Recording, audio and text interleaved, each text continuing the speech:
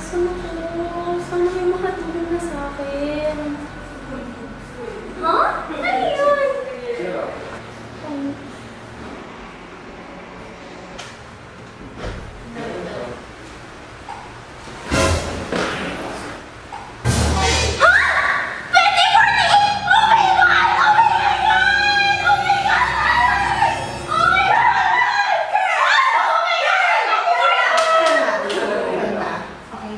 Ano yun? Council. Baka matulungan kita. Anong problema?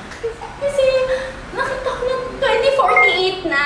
Eh, hindi ako taga 2048. Taga 2014 ako. So like, I'm so lost. And I'm so confused. Okay.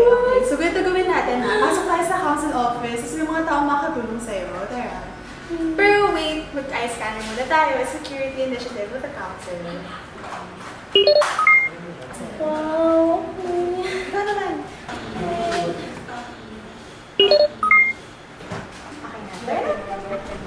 Hello guys, we have a visitor. Oh my God!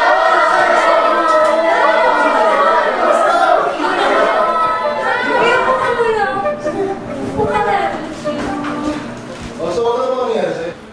Actually, hindi ko nga alam eh kasi kakakuha ko lang ng acceptance letter ko kanina. Tapos na nag-rejoice pa kami ng nanay ko. Tapos nang biglang pagkakita ko, nasa harapan na lang ako ng palma ko. Tapos nung nakita ko, 2048 na pala.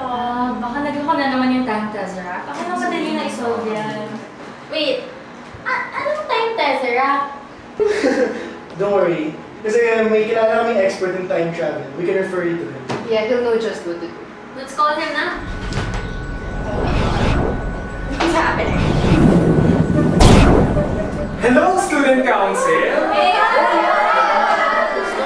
Kamusta naman kayo? And you must be the visitor. Hi, I'm Alan and I'm the time travel expert. At tutulungan kita. Talaga po, makauwi na po ako. Oo naman, actually dala ko yung gamit ko dito.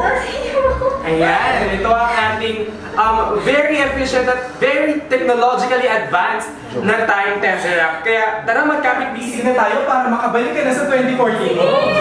Ayan, isuot mo na to. Okay, bumabay na tayo sa mga. 1, 2, 3.